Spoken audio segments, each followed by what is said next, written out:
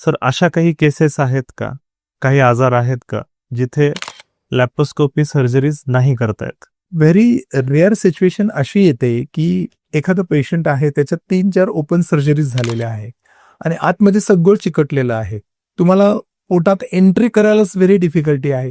Very rare सिच्युएशनमध्ये येतं, पण अशा वेळेस देखील तुम्हाला जर एंट्री करता येत नसेल किंवा पोटात एंट्री करतानाच तुम्ही काही महत्त्वाचे व्हायटल ऑर्गन्सला इंज्युरी करू शकतात, तेव्हा तुम्ही लॅप्रोस्कोपी अव्हॉइड करतात. सेकंड असतं, की पेशंटला लॅप्रोस्कोपीसाठी स्पेशल जनरल अॅनेस्थेशिया द्यावा लागतो आणि जनरल अॅनेस्थेशियासाठी त्याची कंडिशन, त्याचा फिटनेस प्रॉपर पाहिजे. जर तो फिटनेस प्रॉपर नसला, तर अशा वेळेस रिजनल म्हणजे कमरेखालचा अॅनेस्थेशिया, त्याला स्पायनल अॅनेस्थेशिया म्हणतात, तो देऊन ऑपरेशन जर करायचं असेल, कारण की जे तुम्ही देऊच शकत नाही, तर अशा केसेसमध्ये सुद्धा लॅप्रोस्कोपी कॉन्ट्राइंडिकेटेड असू शकतं. तिसरा एक विषय असतो, की इमर्जन्सी सिच्युएशन असते आणि तुम्हाला फटकन पेशंटला विदिन 2 मिनिट्स, 3 मिनिट्स किंवा 5 मिनिट्स ओपन करायचं आहे.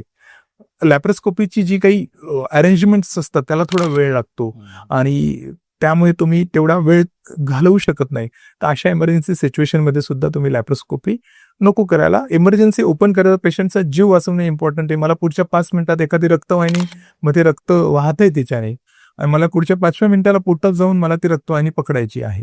तर मग अशा सिच्युएशनमध्ये मी रिओपनला जाऊ शकतो. अशी सिच्युएशन असतं.